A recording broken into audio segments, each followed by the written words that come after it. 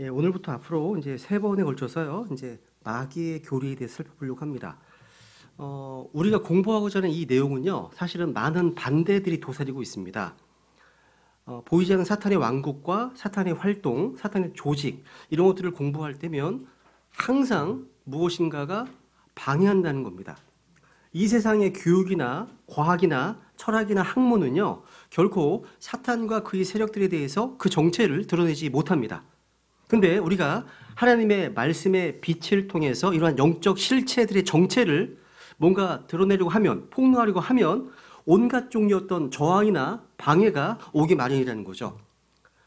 마귀는 우리가 마귀의 교리에 대해서 공부할 때 뭔가 내적으로나 외적으로나 항상 뭔가 혼란스럽게 합니다.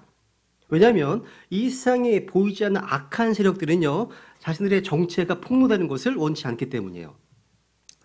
사실 우리 구원받은 크리스찬들을 항상 주목하는 두 인격이 있는데요, 한 분은 우리 하나님이시고요, 다른 한 존재는 사탄입니다. 마귀예요. 사탄은 하나님을 따르는 주님의 말씀대로 실행하려고 하는 우리 성경 신자들, 우리 하나님의 사람들과 늘 동행하는 영적 동반자라고 할 수 있습니다. 악한 동반자, 악한 동반자. 그 지켜보는 거죠, 우리 항상. 그죠? 여러분, 하나님께서 주목해 보시는 성도는요, 마귀 또한 주목해 봐요. 이게 참 굉장히 좀 두렵기도 합니다. 욥이 대표적인 케이스죠. 밥종수 시니어 목사님 그런 얘기 했잖아요. 우리가 하나님께 가까이 가면 갈수록 마귀 역시 그만큼 가까이 다가온다고요.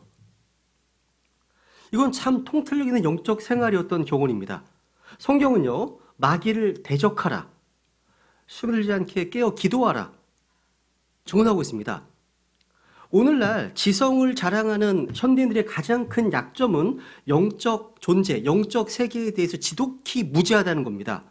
사탄을 단지 신화나 우화에 등장하는 어떤 악한 주인공 정도로 생각한다는 거죠. 또 악한 세력들을 아주 친근한 존재로 의식한다는 거예요. 사람들이 흔히 말하는 귀신, 이건 전설에나 등장할 뿐 성경에는 없습니다. 귀신은 죽은 사람의 넋이라고 정의되어 있잖아요. 그죠? 여러분, 귀신은 없지만 마귀는 있습니다. 마귀들은 있어요. 마귀들은 이 세상에서 활동하는 악한 영들로서 사탄의 수하들이죠. 여러분, 오늘날 이제 영어 성경들 가운데 NIV 비롯한 현대 성경들은요, 데블이라는 마귀란 단어를 성경에서 없애버렸습니다. 대신 디몬, 그러니까 귀신이란 단어를 사용합니다. 여러분, 킹제임스 성경을 제외한 어떤 성경도 마귀의 실체, 마귀의 어떤 정체를 제대로 알려주지 않습니다.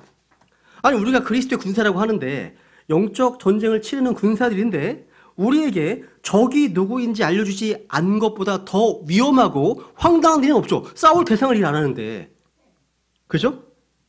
여러분, 마귀는요, 어떤 영향력을 미치는 어떤 포스, 힘, 영향력, 이런 게 원래 이런 게 아닙니다. 실제 영적 존재들이고 영적 실제들입니다.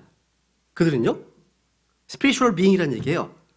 마귀는요, 사람들과 마찬가지로 의를 갖춘 인격적 존재들입니다. 마귀는 생각하고 어떤 계획을 짜고 음모를 꾸미고 여러 가지 말하고 어떤 판단하고 행동하는 영적 존재라는 거예요.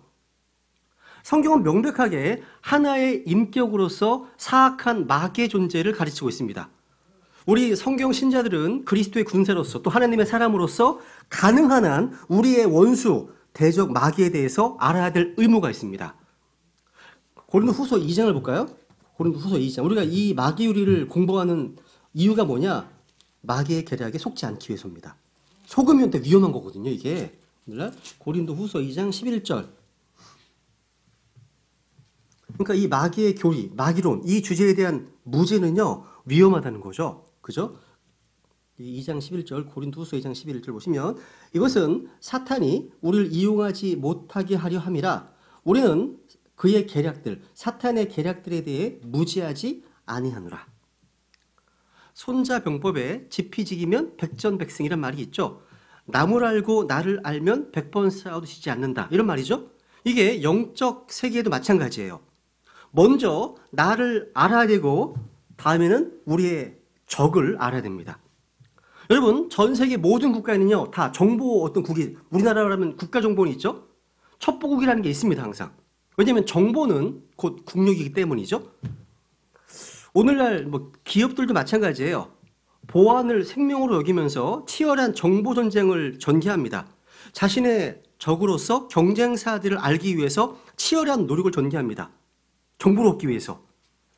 그런데 여러분, 정작 가장 치열한 영적 전쟁의 선봉에 서 있는 우리 크리스찬들, 이 위험한 때, 마지막 날들의 어떤 크리스찬들은 우리의 적에 대해서 잘 알려고 하지 않는 것 같습니다.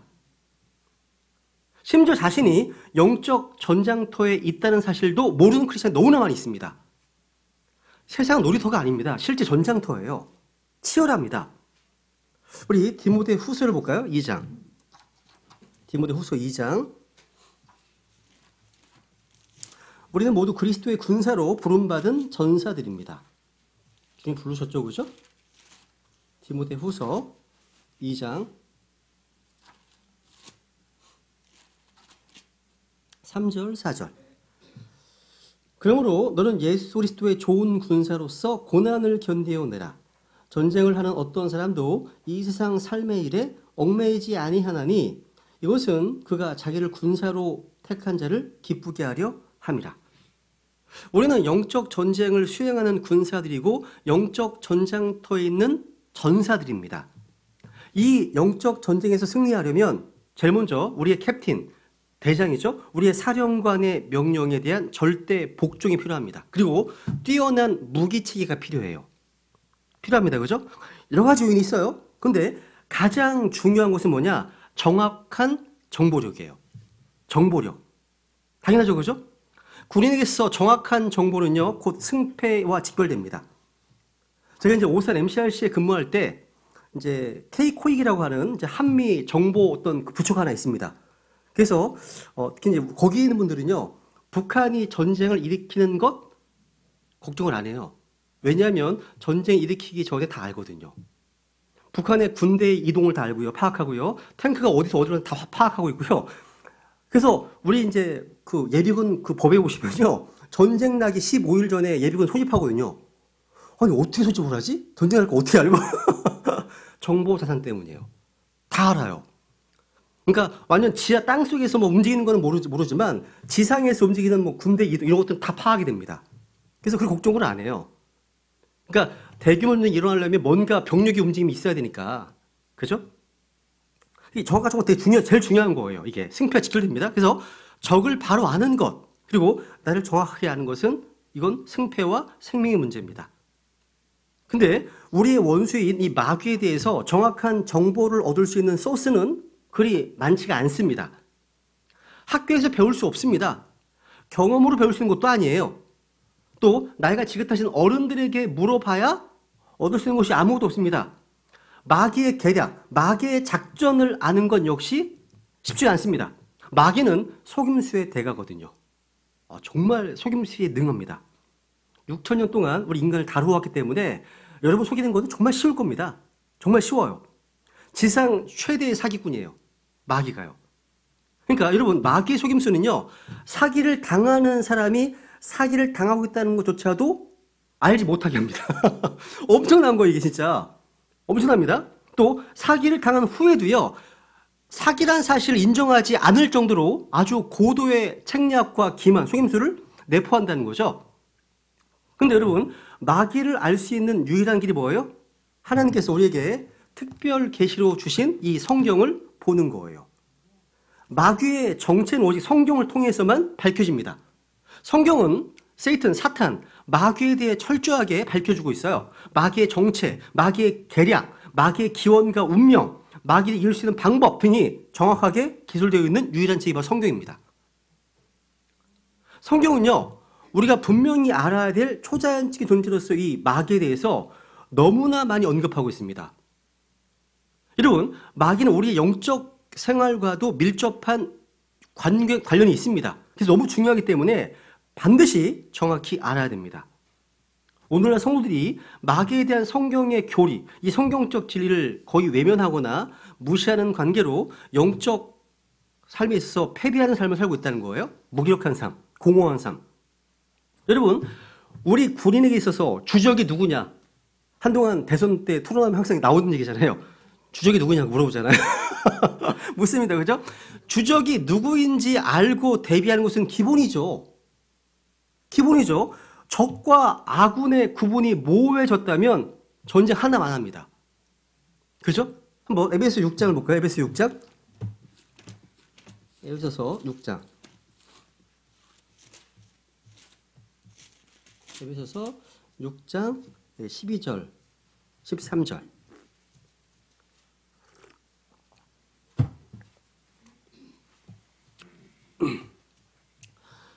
우리는 살과 피와 맞붙어 싸우지 아니하고 정사들과 권능들과 이 세상 어둠의 치리자들과 높은 처소들에 있는 영적 사악함과 맞붙어 싸우느니라. 그러므로 너희가 악한 날에 능히 버티어내고 모든 일을 행한 뒤에 서기 위해 하나님의 전신갑주를 취하라. 우리는 사람들과 싸우는 게 아니에요. 이 세상 어떤 시스템, 이 세상 제도, 어떤 이념, 어떤 신념과 맞서 싸우는 게 아닙니다. 우리는 정사들, 권능들, 이 세상 어둠의 치리자들, 또 높은 곳에 있는 영적 사악함 대적합니다. 이게 누구예요? 바로 마귀의 세력들입니다. 세력들이에요. 한번 야고보서 4장 볼게요. 야고보서 4장. 야고보서 4장 7절. 그러므로 하나님께 복종하라. 마귀를 대적하라. 그리하면 그가 너희에게서 도망하리라. 마귀를 대적하라. 말씀하시네요.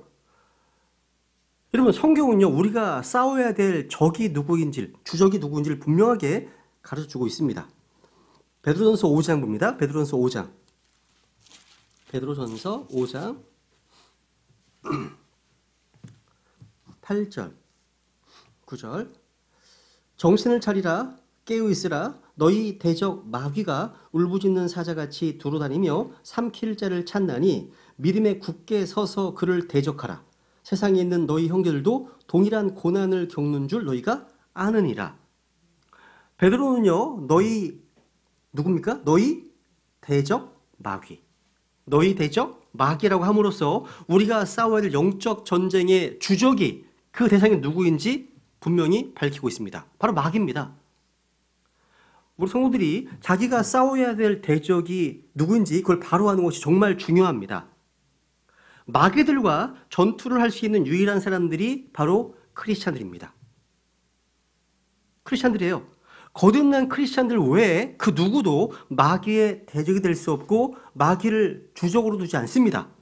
우리의 원수가 마귀라는 거죠. 그죠? 마귀는 여러분, 마귀는 영적 영향력이나 어떤 사상의 힘이 아닙니다.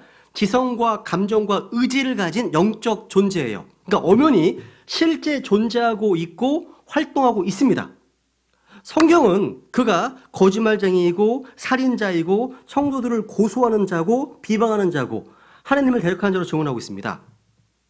마귀는요, 지혜롭기가 다니엘보다 더 지혜롭답니다. 이따 볼 겁니다. 사람들을 훨씬 능가하여. 또 마귀는 능력이 많아서 많은 이적과 표적과 기적을 일으킬 수 있습니다. 이런 마귀와 싸우려면 우리는 마귀보다 더 지혜롭고 더 강하신 하나님을 의지할 수밖에 없는 겁니다. 여러분, 마귀는요, 영적 존재이기 때문에 눈에 안 보여요. 손으로 만질 수도 없고요, 느낄 수도 없습니다. 그래서 성도들은요, 평소에 마귀의 존재나 활동 등에 대해서 잘 의식하지 않습니다. 또 의식하지 못한 채 살아갑니다. 그냥 피지컬한 것만 의식하는 거야. 피지컬한 사람들과 싸우는 겁니다. 그냥 실제 배후에 있는 본질이 있는데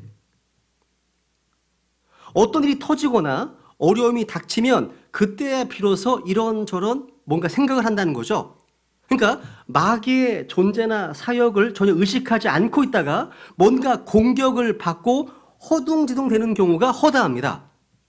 마귀는요, 우리가 싸워야 될 대적이고 모든 의의 원수예요. 원수. 성도들이요, 이 마귀의 정체를 제대로 알지 못하면 우리는 헛된 싸움을 하는 거예요. 저게 누군지 어디 있는지도 모른 채 싸우는 전쟁보다 더 허망한 일이 없는 겁니다. 그죠? 그러니까 영적 전쟁 역시요, 적을 알고 나를 아는 것이 승리의 기본이라는 거죠. 성도들은 마귀들을 지나치게 과대평가해서 두려워할 필요 없습니다. 그렇다고 해서 완전히 마귀를 무시해도 될 정도로 지나치게 과소평가해서도 안 됩니다. 교회에 오래 다녔지만 영적 전쟁에 익숙하지 않은 어떤 크리스찬들, 그리스도의 군사들은요, 전쟁을 하는 게 아니라 사고만 쳐. 진짜 사고만 칩니다. 지금 치열하게 싸울 대상이 있는데 이 대상은 아니고 진짜 아는 사람과 싸우고 있어. 본질이다, 본질이요. 마귀들과 대적하는 게 아니라 형제들과 싸우고 다툽니다. 교회 안에서 일어나는 여러 가지 분열과 쓴뿌리와 파당과 분쟁과 다툼과 시기 등은 다 형제들이 영적 전쟁을 잘 치르지 못하고 있다는 증거입니다. 우리 그리스도의 삶은요, 마귀라고 불리는 사탄과 전투한 삶이죠. 그죠? 원래 우리 인간은 창세기 3장에서 이제 죄악 가운데 타락함으로 인해서 인간은 마귀의 소유가 되었습니다. 하나님의 은혜가 아니었다면 우리는 모두 이 세상에서 마귀에게 종로로 타다가 죽은 후에 지옥 불 속에 떨어지게 될 뻔했습니다. 근데 우리가 주 예수 그리스도를 우리가 믿는 순간 사탄과의 관계는 끊어지게 되었죠. 그리고 하나님의 가족에 입양되었어요. 놀라운 일이죠. 아버지가 바뀐 거예요. 지금 바뀌었습니다. 그죠? 그러니까 하나님의 아들이 되는 권능을 얻게 되었습니다. 그러나 사탄은 결코 포기하지 않습니다. 포기하지 않습니다. 이게 정말 짜증나는 겁니다. 포기하지 않아요. 마귀는 계속해서 우리를 지배하려고 달려들 겁니다. 어떤 옛날에 아주 구식 설교자가 이 사실 분명히 말했습니다. 이 설교자는요, 가족과 직장과 자기의 건강과 그 밖에 여러 가지 문제에 있어서 계속 어떤 문제에 시달리고 있었습니다. 계속. 구령자거든요. 복음을 좀 열심히 전하는 사람이고요. 많은 사람들 주님께로 인도했던 분이십니다. 너무 문제가 많다 보니까 누군가랑 교제하면서 이런 얘기를 하는 겁니다. 한 이제 목사님이 그분에게 이렇게 얘기하는 거죠. 자네는 많은 사람들을 그리스도께로 인도했지. 그렇습니다. 맞다고요. 이렇게 얘기합니다. 자네에게 한 가지 물어보겠네. 만약 어떤 사람이 자네 집에 침입을 해서 자네가 보는 앞에서 자녀 중 한 아이를 유괴해 간다면 자네는 그 사람에 대해서 좋은 감정을 가지고 있겠는가? 아니요. 그러자 그 목사님이 이렇게 얘기했습니다. 그렇다면 자네가 마귀의 자녀들을 그리스도로 인도했을 때 마귀가 자네에 대해서 어떻게 느낄 거라 생각하나? 여러분, 이 이야기는요, 진리 이상의 것이 담겨 있습니다. 우리가 사람들을요, 이러한 손들을 그리스도께로 인도하면 우리는 그들의 영적 아비로부터, 마귀로부터 빼앗는 거예요. 그죠? 우리가 그 아버지로부터 아이를 빼앗아서 다른 아버지, 더 좋으신 아버지 하나님께 인도하면 문제가 생기지 않겠습니까? 뭔가? 그죠? 하나님의 은혜가 아니라면, 그죠? 남아나지 않을 겁니다, 우리는요. 그죠? 그래서 성경은 우리를 향해서 마귀에게 저항하라고, 대적하라고, 그 마귀와 싸워서 우리 삶의 어떤 부분에도 개입하지 못하도록, 그렇게 틈타지 못하도록 하라고 명령하고 있는 겁니다. 그럼 한번 교재를 보세요. 이제 사탄의 존재부터 한번 간단히 보겠습니다. 여러분, 이제 구약 성경에서는 7권에서 또 신약 성경에서는 19권이 사탄을 실제 존재하는 자로 언급하고 있습니다. 여러분, 마귀가 누굽니까? 마귀가 어떤 활동을 하고 있을까요? 마귀는 어떻게 역사할까요? 마귀와 마귀들은 장차 어떻게 될까요? 또 우리 크리스찬들은 마귀를 상대로 어떻게 싸워야 할까요? 등등. 하나님의 말씀인 성경을 통해서만 그 지혜와 지식을 습득할 수 있습니다. 마귀는 우리 인간에게서 이 거룩한 성경 기록만 빼앗을 수 있다면 자기 정체는 노출되지 않을 겁니다. 절대 패하지 않. 그러니까 이것만 빼앗아가면 절대 마귀는 패하지 않습니다. 이것만 빼앗아가면. 그러니까 마귀의 공격 목표 타겟은 성경인 거예요. 성경인 겁니다. 근데 우리 크리스찬들은, 우리 성경 신자들은 이걸 가장 드높입니다. 가장 소중히 여깁니다. 그러니까 우리가 미울 수밖에 없죠. 저 인간들. 그죠? 당연한 겁니다, 여러분요. 여러분, 이 하나님 말씀이 성경에 대한 진리를 왜곡하고 이걸 성경을 닫아버리기만 할 수만 있다면 마귀는 사람을 영원히 자신의 종으로 부려먹는데 어려움이 없을 겁니다. 성경만 닫아놓는다면. 그죠? 여러분, 성경을 보지 않는다는 것은요, 항해사가 나침반과 지들을 보지 않는 것과 같습니다. 군인이 총을 빼앗긴 것 같습니다. 무장이 해제된 거죠? 그럼 100점 100패죠. 무장이 없으면 어떻게 이겨요? 그죠? 마귀의 일거수일투족, 그 속마음에 있는 것까지 다 드러나게 하는 것은 성경뿐입니다. 여러분, 사탄의 실체는요, 존재는 우리 주님의 생애에서도 분명히 보여지죠. 마귀는 계속해서 구약 성경을 통해서 우리 주님께서 이 땅에 오지 못하도록 역사해왔습니다. 또 이 땅에 태어났을 때에도 마태복음 2장에 보시면 유아 살해 등 여러 가지 수단을 동원해서 막으려고 했습니다. 마귀는요. 또 사탄은요, 광야에서 예수님을 시험하기도 했죠. 그죠? 나에게 경배하라고. 주님께서는 마귀에게 말씀하시고 마귀를 꾸짖으시고 마귀를 내쫓으시고 마귀에 대해서 가르치시고 십자가에서 마귀를 패배시키셨습니다. 사탄은 우리 주위에 실제 존재하는 영적 실체라는 사실 꼭 기억하시기 바랍니다. 우리 주님의 사역 가운데 하나는 뭡니까? 마귀에게 억눌린 모든 사람들을 고치시고 꺼내신 일입니다. 건지신 일입니다. 마귀를 내쫓는 거죠. 그죠? 요한일서 3장에 보시면요. 3장 10절에 보세요. 한번. 요한일서 3장 10절.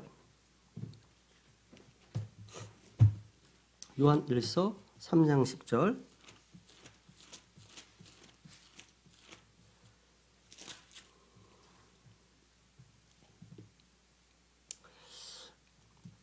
이로써 하나님의 자녀들과 마귀의 자녀들이 드러나나니 누구든지 의를 행하지 아니하는 자나 자기 형제를 사랑하지 아니하는 자는 하나님께 속하지 아니하느니라. 위에 8절 보시면 죄를 범하는 자는 마귀에 속하나니 마귀는 처음부터 죄를 짓느니라.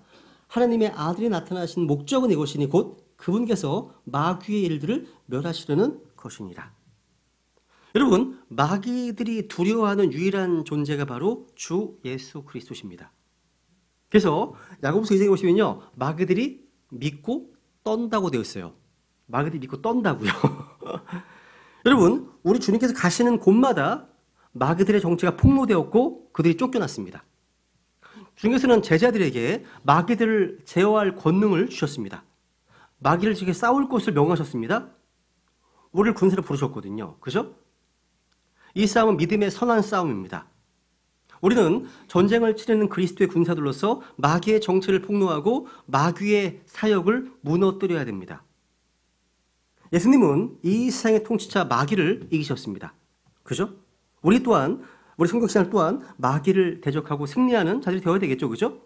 두 번째 보세요. 사탄의 기원과 원래 상태. 마귀의 기원입니다. 그죠? 이 주제는요, 이제 앞에서 중간중간 다루었던 내용인데요. 여러분, 오늘날 21세기의 과학은요, 마귀의 존재를 부정하고 있습니다. 하지만 헐리우드에서는요, 마귀의 존재를 인정하고 있습니다. 또 헐리우드에서는요, 마귀의 악한 행위를 날마다 반복하고 있습니다. 그 존재를 시인하고 있는 거예요. 사실 영화나 TV에 나오는 이야기의 줄거리들은 다 성경에 나오는 이야기들이 재탕에 불과합니다. 성경에서 마귀는요, 빛의 천사로 나오고 다니엘보다도 지혜롭고 사람을 다루는 데 있어서 6,000년의 경험을 가지고 있습니다. 생각해 보세요. 마귀가 인간을 속이기 위해서는요, 뭔가 어떤 큰 사건을 일으킬 필요가 없습니다. 마귀가 우리 같은 사람을 속이려면요, 하는 일은 마치 요한복음 13장에 보시면 가룟 유다에게 했던 것처럼 단지 옆에 다가와서 어떤 생각을 넣어주는 것뿐입니다. 그럼 속습니다. 예수님을 팔 생각을 넣어줬잖아요. 그죠? 그러니까 어떤 생각을 넣어주는 거예요. 다들 하는 일 아니야 이거? 다들 다 하는 일이잖아. 지금까지 해오던 일 아니야? 다 먹고 살기 위한 건데 뭐. 그냥 자기 신념대로 하면 돼. 뭐 등등. 이런 것들 다. 그러니까 마귀가 뱀처럼 지혜롭다는 사실 한번 생각해 보셔야 됩니다. 여러분, 마귀는요, 노아를 술에 취하게 하는데 아무런 문제가 없었습니다. 마귀는요, 우리 같은 사람을 다루는 데 있어서 전혀 어려워하지 않았습니다. 저는요, 순복음 은사주의 교회 가시면 마귀를 진짜 무슨 엄청 아무것도 아닌 것처럼 무시하는 그런 사역들이 너무 황당합니다. 오히려 마귀가 회심의 미술을 짓고 있을 겁니다. 여러분, 시몬 베드로가요, 주님을 부인하면서 저주하게 했던 일도 마귀에게는 쉬운 일이었습니다. 그러니까 마귀겠어. 우리는요, 여러분은요, 연습 상대조차 안 돼요. 게임 안 돼요. 그럼 문제라는 거예요. 마귀는요, 하나님의 마음에 합한 다윗이 간음과 살인을 저지르도록 하는 데 있어서 아무런 어려움도 겪지 않았습니다. 그러니까 마귀는 우리를요, 단 한 방에 날려보낼 수 있다는 사실이에요. 하나님이 함께 하시기 때문에, 하나님의 은혜 때문에 있는 거, 여기 함께 있는 겁니다, 저희들이요. 이 얼마나 감사한 거예요, 그죠? 야, 우리는 어쩌거나 마귀의 그 세력을 결국 간과해서는 안 됩니다. 사탄과 그 사탄의 악한 세력들은요, 뛰어나게 지적이고 합리적이고 과학적인 설득력을 갖고 있습니다. 실제 그래요. 그렇습니다. 그러니까 말씀으로 대적해야 돼요. 그죠? 여러분, 이 사탄의 이름은요, 이사야서 14장에서 이제 살펴본 대로 루시퍼였습니다. 이 루시퍼 히스토리에 대해서는요, 에스겔 28장에 묘사되어 있는데, 이 내용은 지난번에 살펴봤잖아요. 우선요, 이 에스겔서 28장을 통해서 사탄에 대해서 좀 우리가 배우게 될 점들을 한번 정리해 보겠습니다. 먼저 우선 에스겔 28장 가보겠습니다. 한번 에스겔서 28장 3절.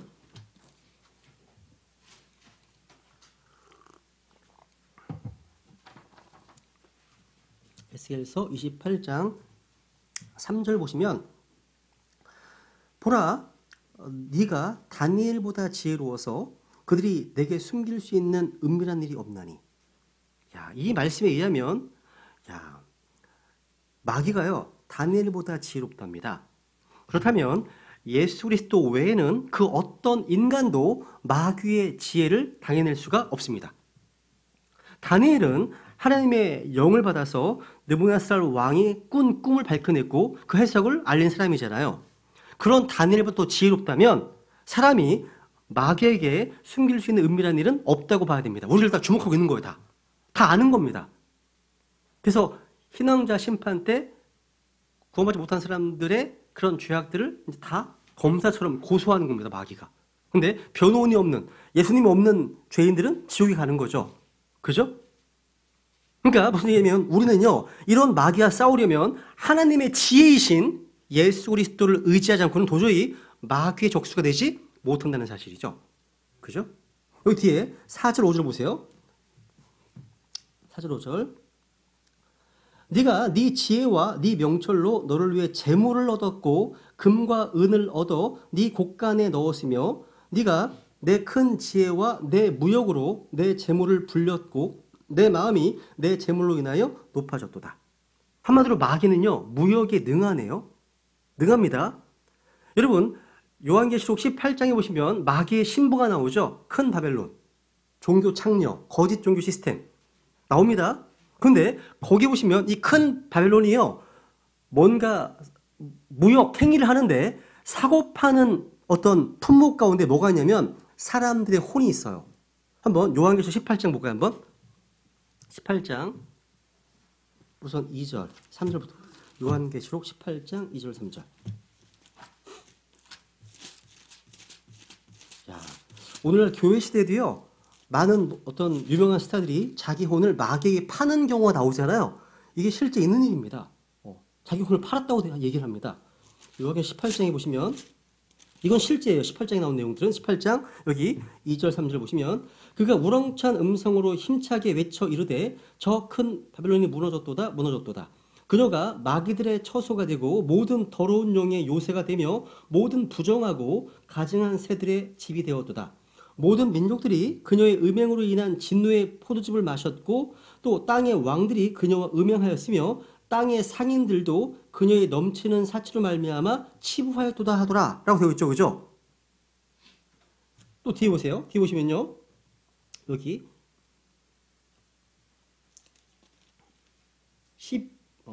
12절.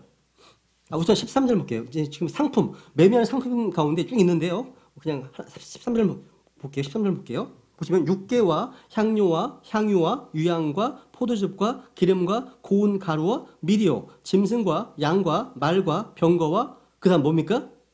슬레이브스, 노예들과 그 다음에 사람들의 혼이라. 와, 매매 종목에 사람들의 혼이 있고 노예가 있네요. 야, 오늘날 미중 무역 전쟁을 비롯해서 국가마다 이제 이런 어떤 치열한 어떤 무역 전쟁이 치열하잖아요. 복잡합니다. 그죠? 근데 여러분, 마귀의 지혜는요, 재물을 얻고 늘리는데 놀랍게 뛰어납니다. 현재 우리가 살고 있는 자본주의는요, 이제 사회주의로 바뀌고 나중에는 왕건, 어떤 왕정 봉건 제도로 바뀌게 될 겁니다. 성경 그걸 예언하고 있습니다. 여러분, 대환란 때 여러분 재앙이 임하는 모습을 이제 묘사하는 요한계시록 6장에 보시면요, 한번 보세요. 요한계시록 6장 앞에 보세요. 6장 15절. 민주주의가 무너지는 거예요. 이게 예언된 순서입니다. 사실 계시록 6장 15절 보시면 이제 6번째 재앙이죠, 그죠? 15절, 땅의 왕들과 위대한 자들과 부자들과 총대장들과 용사들과 모든 남자 노예가 나오네. 노예가 있습니다. 노예와 모든 자유로운 남자가 동굴과 산들의 바위들 속에 숨고 산들과 바위들에게 이르되 우리 위에 떨어져 왕자이신 분의 얼굴에서와 어린 양의 진노의 소리를 숨기라. 죽고 싶은 거예요, 지금. 너무 두려워서. 근데 여기는 왕이든 노예든 예외가 없습니다. 다 똑같습니다. 대환란 때 이 땅의 사람들을 성경이 분류하고 있습니다. 그죠? 땅에 왕들이 있습니다. 위대한 자들이 있습니다. 부자가 노예가 있는 거예요. 그러니까 재앙의 때에는요, 왕이나 노예나 별 차이가 없네요. 죽기를 바라면서, 여러분, 예수님을 영접하지 않은 사람들은요, 대환란에서 어린 양의 진노를 경험하게 됩니다. 여러분, 왕들, 위대한 자들, 또 총대장들, 노예, 이런 표현은요, 봉건주의 시대의 제도잖아요. 지금은 민주주의를 이상으로 삼고 있는 어떤 신분제도 자체를 인정하지 않습니다. 다 동등하거든요. 그죠?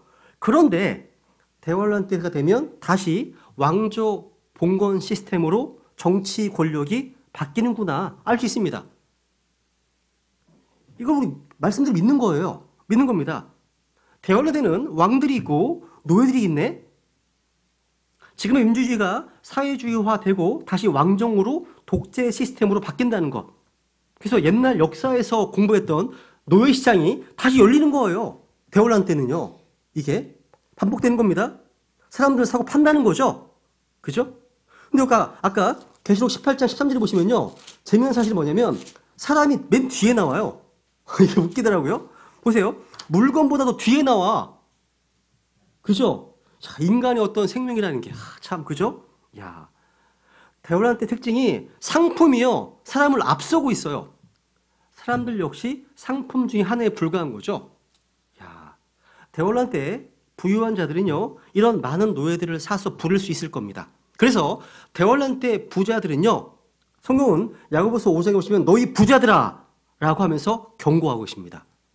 그러니까 대환란 때 부자가 된다는 것은 주님 주신 복의 결과가 아닙니다.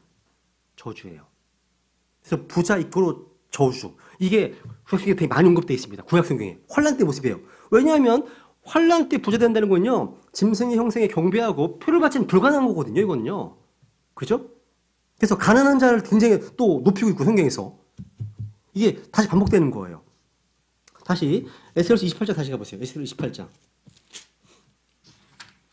에스겔 28장 여기 11절 보세요. 여기 두로 왕에 대한 애가죠. 그죠?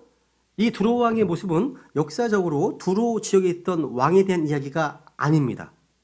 아니에요. 여기 보시면 또 주의 말씀 내게 임하니라 이르실 때 사람의 아들아 두로의 왕에게 애가를 지어 그에게 이르기를 주 하나님이 이같이 말하노라 너는 지혜가 충만하며 아름다움이 완전하여 모든 것을 봉인하는 자로다. 이거 인간에 대한 이해가 아니죠. 그죠? 두로 왕의 이 모습은 루시퍼에 대한 이야기가 일치합니다. 바로 그 정체가 마귀라는 겁니다. 여러분, 아담 이후로 인류 역사에 있어서 하나님께서 어떤 사람에게 이렇게 말씀한 적이 없습니다.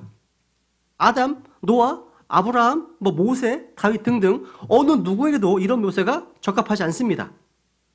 이사야서 14장에 보시면 바벨론 왕을 빗대어서 루시퍼를 말씀하셨고 에스겔서 28장에서는요 두로 왕에 빗대어서 마귀를 말씀하고 있습니다.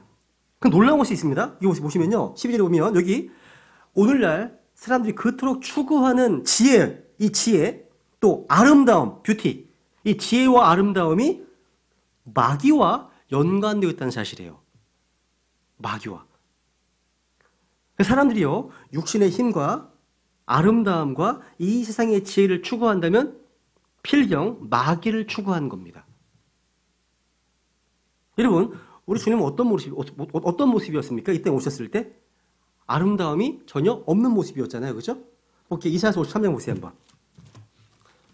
적그리스도는 아주 멋있게 올 겁니다. 멋있게, 그죠? 야, 딱 보면 그냥 반할 만큼 멋있게 올 겁니다. 이사야서 53장.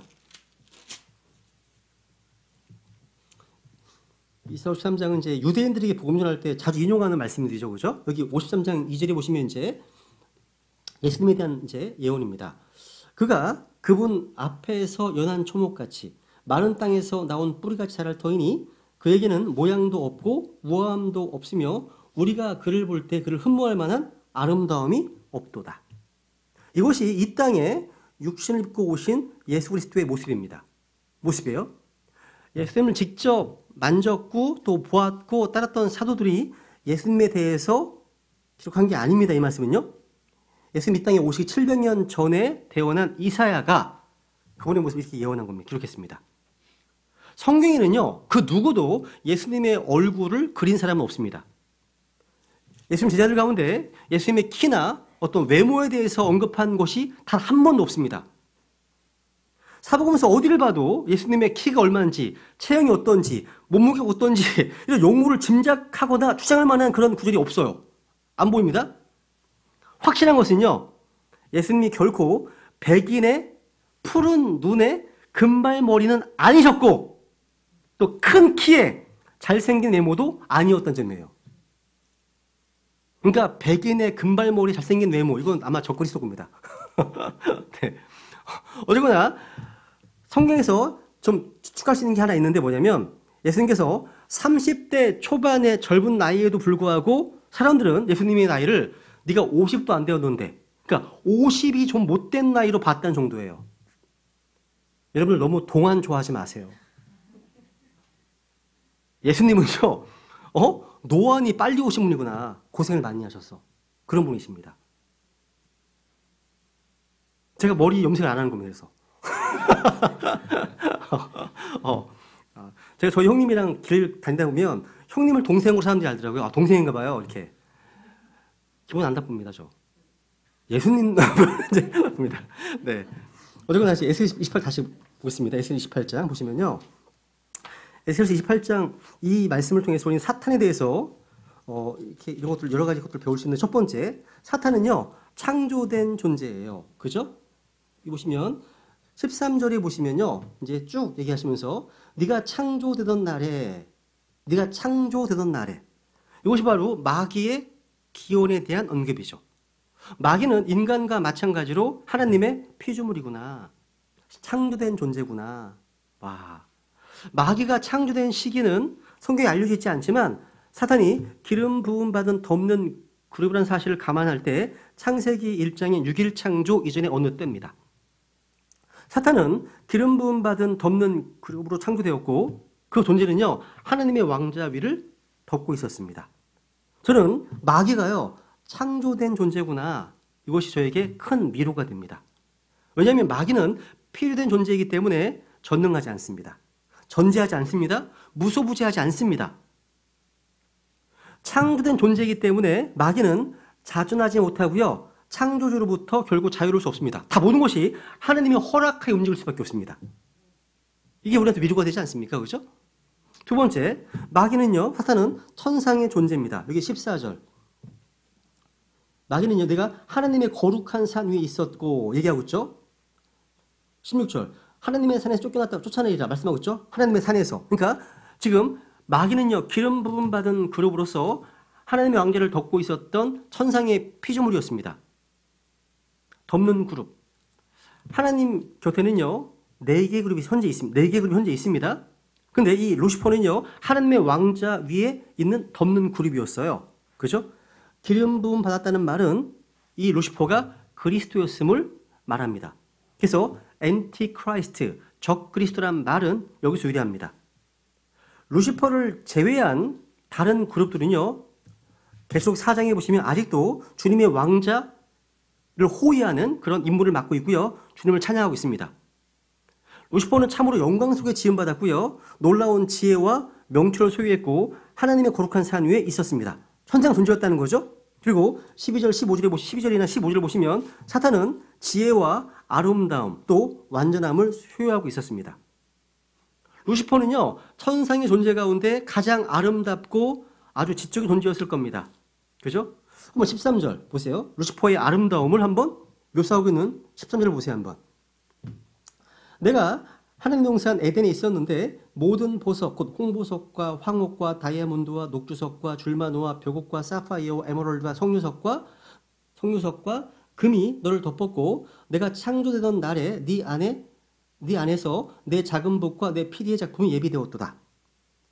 사탄은요, 덮는 그룹으로서 그의 원래 상태는요, 하나님의 왕좌를 지키고 보호하는 그 역할을 했습니다. 미가엘조차도 사탄이 타락하기 전에 한때 가졌던 높은 위치를 인정했죠. 유다서에 보시면 모세의 시체를 두고서 지금 인정하잖아요. 미가엘이요, 그죠? 유다서 보세요, 한번 확인해 볼게요. 이렇게 잡으시고요. 유다서를 보세요, 한번. 여기 하나 좀 지적하고 넘어갈 게 하나 있는데요. 유다서 9절에 보시면 오늘 많은 크리스천들이요, 이 루시퍼를 천사장이라고 부릅니다. 천사장이랍니다. 그건 틀린 말입니다. 그죠? 여기 보시면, 구절에 보시면, 그러나 천사장 미카엘도 모세의 몸에 대하여 마귀와 다투며 논쟁할 때 감히 그에게 욕설로 비난하지 아니하고 다만 이르되 주께서 너를 꾸짖으시기 원하노라 하였느니라. 여기 보시면 천사장이 누구인지 금방 알 수 있죠? 그죠? 많은 사람들이 이야기처럼 성경은 루시퍼가 아니라 미가엘이 천사장인 사실을 분명히 밝히고 있습니다. 루시퍼는 천사가 아닙니다. 덮는 그룹이었다는 사실. 여러분, 안식교도들은요, 주의 천사하고 천사장을 구분하지 못해서 미가엘이 예수님이다 이렇게 주장합니다. 이거는 주의 천사와 천사장을 구분하지 못해서 비롯된 일입니다. 말입니다. 미가엘의 신분은요, 천사장인 동시에 다니엘서 10장이나 12장에 보시면 이스라엘 통치자로 나옵니다. 그러니까 우두머리 통치로 언급되어 있다는 거죠. 그죠? 어쨌든 기름 부음 받은 덮는 그룹으로서 이 루시퍼는요, 하나님의 왕자를 지키기에 충분한 권능과 지혜와 영광과 아름다움을 가진 직분. 그러니까 하늘에서 가장 높은 직분이었는데, 이곳은 사탄의 위치가 어느 정도였는지 가늠하게 해줍니다. 그리고 이 사탄은요, 하나님의 동산 에덴에 있었습니다. 13절 말씀하고 있죠, 그죠? 역사적으로 두로왕은 하나님의 동산 에덴에 가본 적도 없습니다. 근데 마귀는 가봤죠. 거기 있었습니다. 그죠? 그리고 15절에 보시면 15절 보세요. 네가 창조된 날부터 네가 네 길들에서 완전하였는데 마침내 네 안에서 불법이 발견되었도다. 사탄은 완전하게 창조되었습니다. 그런데 이 불법, 죄는 다른 어떤 피조물이 아니라 이 마귀에게서 처음 발견되었습니다. 그러니까 죄는 아담에게서 최초 발견된 것이 아니라 마귀에게서 발견되었습니다. 마귀의 죄악이 아담의 불순종을 통해서 인간에게 전달된 거죠. 그러니까 아담 이후로 사람은 태어나면서부터 하나님의 속성이 아니라 마귀의 속성을 가지고 태어납니다. 그 죄의 씨를 갖고 태어나잖아요. 그죠? 그래서 에스겔 18장에서 우리는 사탄에 대해서 여러 가지 사실을 배우게 됩니다. 그죠? 마귀는 충만한 지혜와 완벽한 아름다움을 가진 자였고 또 대제사장의 흉패에 붙어있는 그런 귀한 보석을 가지고 있었고 또 덮는 그룹이었다는 사실. 천사가 아니라는 거, 그죠? 아니라는 거. 그리고 이 마귀는요, 5번째 그룹이라고 얘기하잖아요. 근데 흥미로운 사실은요, 사망, 영어로 데스, 글자가 5글자입니다. 그죠? 이 마귀는 사망의 권세를 가지고 있는 세이튼, 5글자입니다. 그리고 사탄이라고 불리는 또 마귀입니다. 마귀, 데블, 5글자입니다. 다 5글자를 가지고 있다는 것이 흥미롭습니다. 5. 그래서 성경에 보면 이 5라는 숫자는 은혜를 상징하는 어떤 숫자가 아니라 죽음을 상징하는 숫자입니다. 5. 죽음의 숫자예요. 제가 종종요, 차 넘버를 가끔 이제 제가 도자를 펴야 될 것 같은데 차 넘버를 제가 해석할 때가 있어요. 종종 차 넘버가 제가 지금 모는 차가요 303조의 7524예요. 303조의 7524. 자, 무슨 생각을 하는지 아세요? 3은 뭐죠? 삼위일체 하나님이죠. 0은요.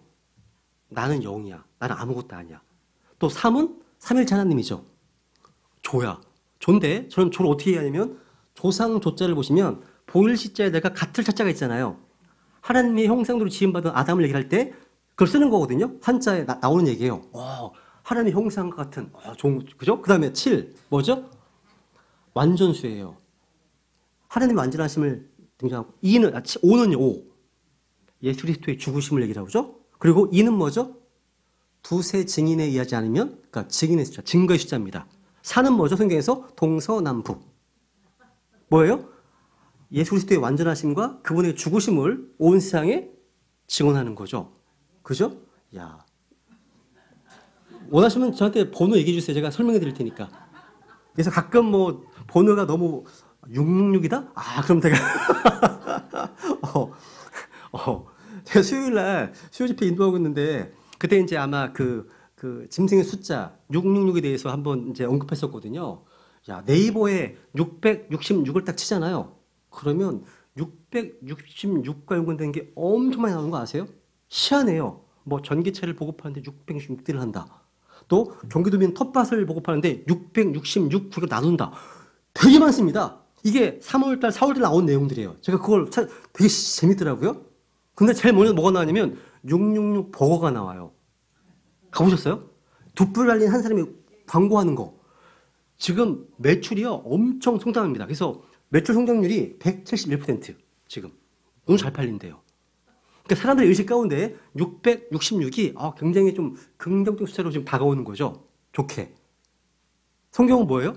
그게 짐승수다. 왜 6이 인간의 수잖아요. 색이 있으니까 인간이 감히 하나님이 되려고 하는 거야? 이렇게 이해하는 거죠. 그죠? 안 뉴스잖아요. 그래서 혹시 자동차 번호판이 무슨 7666이다. 바꾸세요. 좋고인 거 아시죠? 네네네. 그 다음 이제 사탄의 타락. 이제 에스겔서 28장에서 이제 서술하고 있는 사탄의 타락은요, 루시퍼가 죄를 지었음을 우리에게 말해주고 있습니다. 그죠? 이사야 14장은 제가 이제 앞에서 이제 공부했던 내용인데, 읽고 넘어가 보죠. 한번 보세요. 이사야 14장 가보세요. 이사야 14장. 이사야서 14장. 이게 루시퍼란 이름이요. 킹제임스 성경에만 이제 이름이 나와 있죠. 그죠? 야, 킹 성경에만 나와요. 그죠? 오 아침의 아들 루시퍼야, 네가 어찌 하늘에서 떨어졌는가? 인육도를 약하게 만든 자야, 네가 어찌 끊어져 땅으로 떨어졌는가?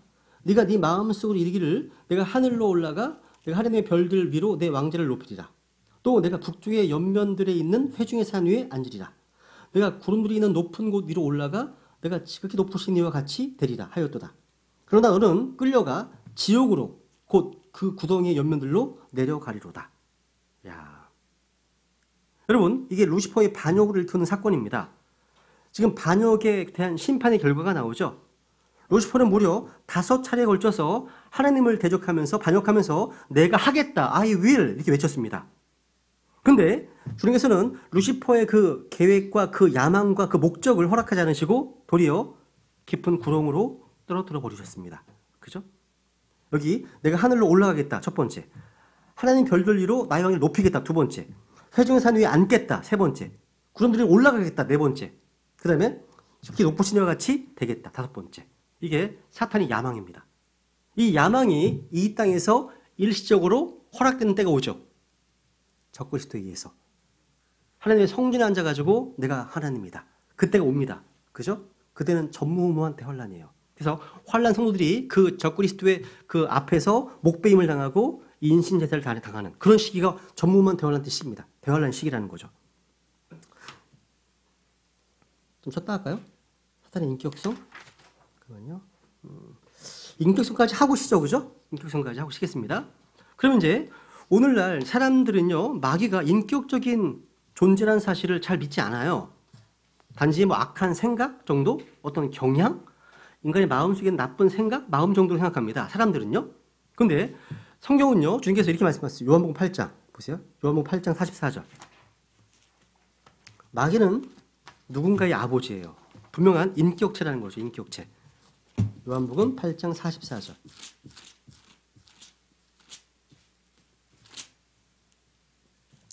너희는 너희 아비 마귀에게서 났으므로 너희 아비 욕망들을 행하려 하느니라. 그는 처음부터 살인자요 자기 속에 진리가 없으므로 진리 안에 거하지 아니하고 거짓말을 할 때 자기의 것으로 말하나니 이는 그가 거짓말쟁이요 거짓의 아비이기 때문이라.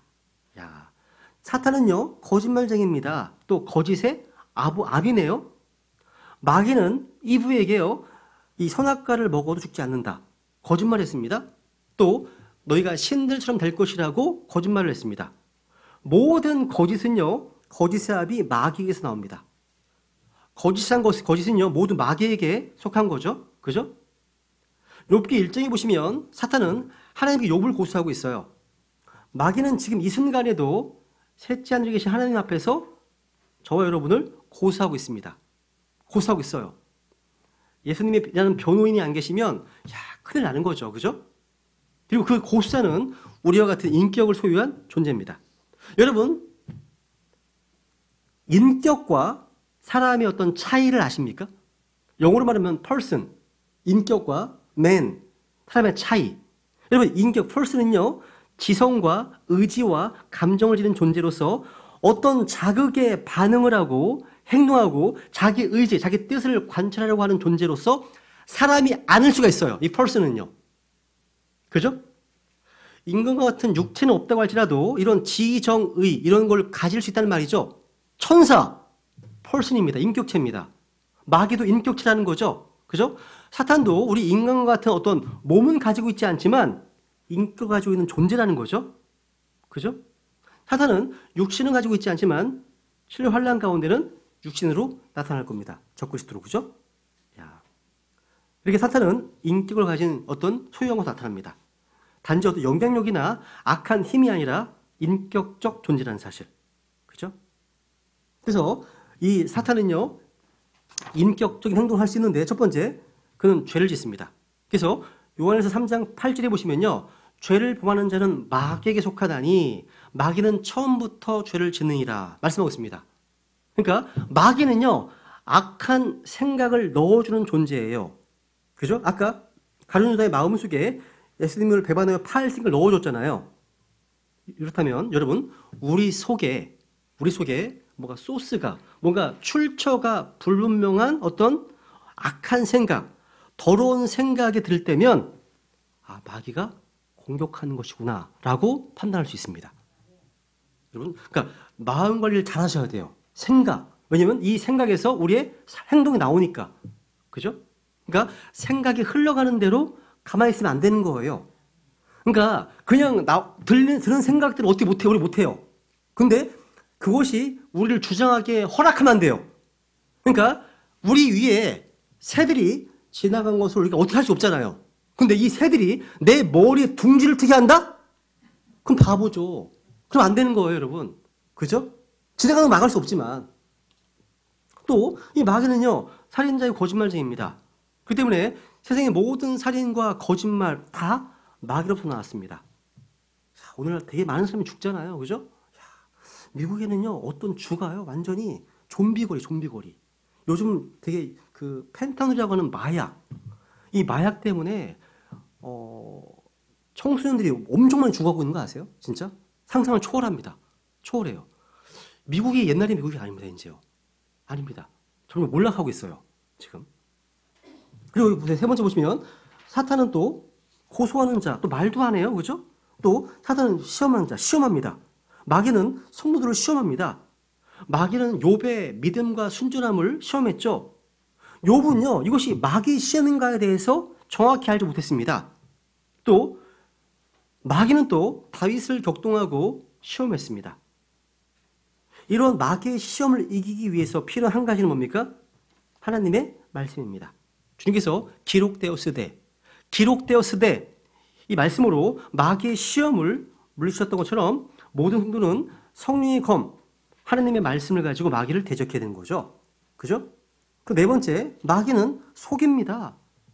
마귀가 정말 간교해요. 간교합니다. 사탄이 이브를 속였습니다. 그죠? 그래서 속았잖아요, 여자가. 그죠? 사도 요한은요, 이 마귀의 정체 이렇게 폭로하고 있습니다. 계시록 12장 보세요. 계시록 12장 9 9절.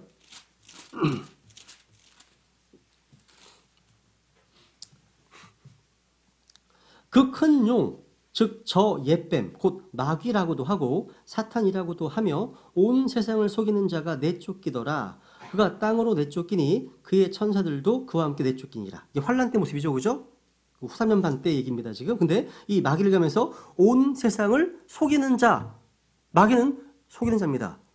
여러분도 구원받은 크리스찬이지만 온 세상까지 살고 있잖아요, 그죠? 어떠한 영역에서는 속고 있습니다. 예의가 없습니다. 하나님의 말씀에 우리가 집중하는 만큼 덜 속겠죠. 대신 뭔가 속고 있을 겁니다. 왜? 마귀는 온 세상을 속이는 자니까. 속이는 자예요. 전쟁의 핵심 전략 중에 하나가 뭡니까? 상대를 속이는 거예요. 그러니까 속임수보다 효과적인 전술력이 없습니다. 그래서 위장하고 변장하고 가장하고 거짓 정보를 흘리기도 하고 막 이런 일이 벌어지는 겁니다. 그죠? 우리는 마귀를 속일 수가 없어요. 우리는요. 근데 마귀는 성도들을 잘 속입니다.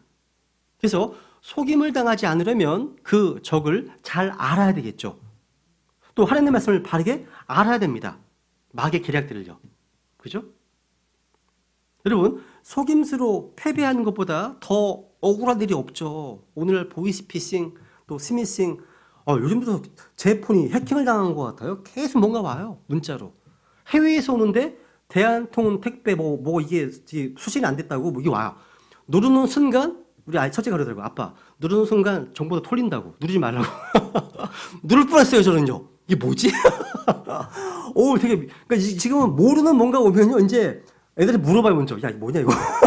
물어봐요. 저희 교회에서도요, 이걸 잘못 눌렀다가 돈 날리신 분들이 꽤 있습니다. 특히 나이가 많으신 분들. 털기도 하거든요. 그래서 조심하셔야 돼요. 정보를 다 세고 있어요, 지금 다. 그죠? 이런 것 때문에 낭비 본 사람들이 많이 있어요. 여러분, 속임을 당했다는 사실보다 불쾌한 일도 없어요.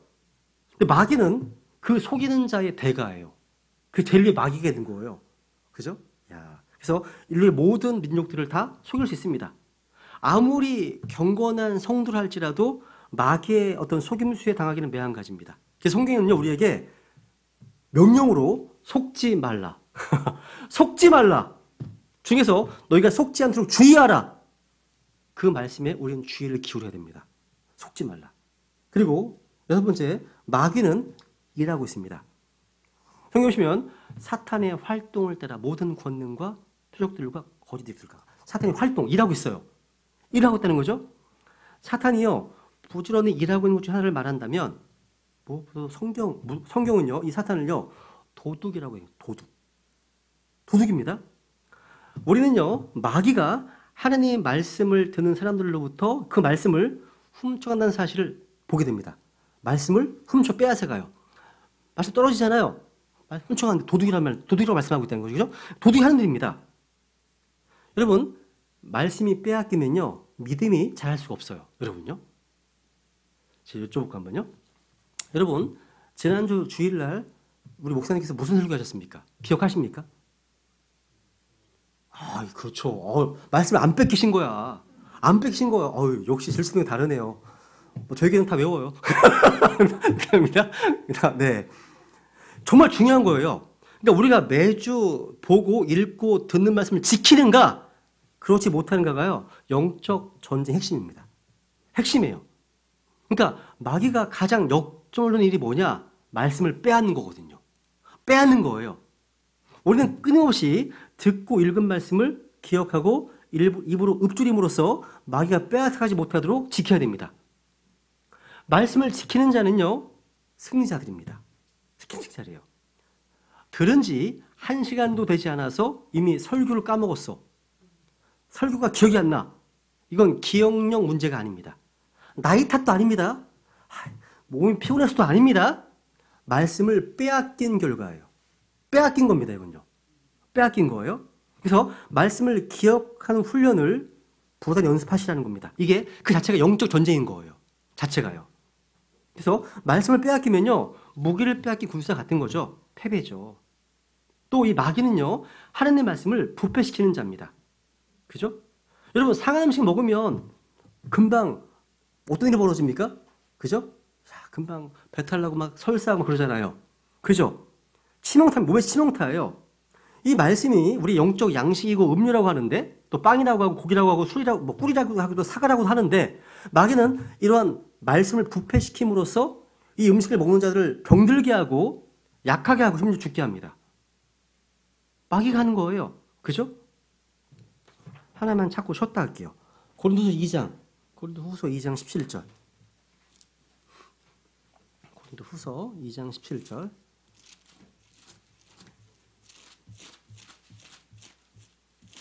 사도 바울의 시대에 벌써 하나님의 말씀을 상하게 하는 코러프트 변질시키는 그런 많은 사람이 있었습니다. 17절. 우리는 하나님 말씀을 부패시키는 많은 사람들 같지 아니하고, 야, 보시면 하나님 말씀을 코러프트 상하게 하는, 부패시키는, 썩게 하는, 변질시키는 많은 사람들 같지 않다. 얘기하고 있죠? 야, 마귀가 하는 일입니다. 말씀을 부패케 하는 일. 그래서 진짜 상하게 하고 약하게 하고 죽게 하는 겁니다. 마귀는 게으르지 않아요. 마귀는요, 사냥할 때 먹잇감 근처에 웅크리고 있습니다. 사자기 때문에. 사자처럼 자신을 숨깁니다. 먹잇감을 노립니다. 그래서 갑자기 튀어나와서 공격하는데 무리 가운데 제일 약한 자, 뒤처진 자들을 잡습니다. 그러니까 무리가 철저히 뭉쳐 있잖아요. 그러면 틈이 날 때까지 기다립니다. 이게 사자의 습성이잖아요. 그죠? 성경이 이렇게 마귀가 어떤 자인지를 정확히 말해주고 있습니다. 그래서 이런 말씀들을 마음에 새겨두고 마귀를 대적해야 한다는 사실. 그죠? 네, 잠깐 쉬었다가 그 다음 진행하겠습니다. 보시겠습니다.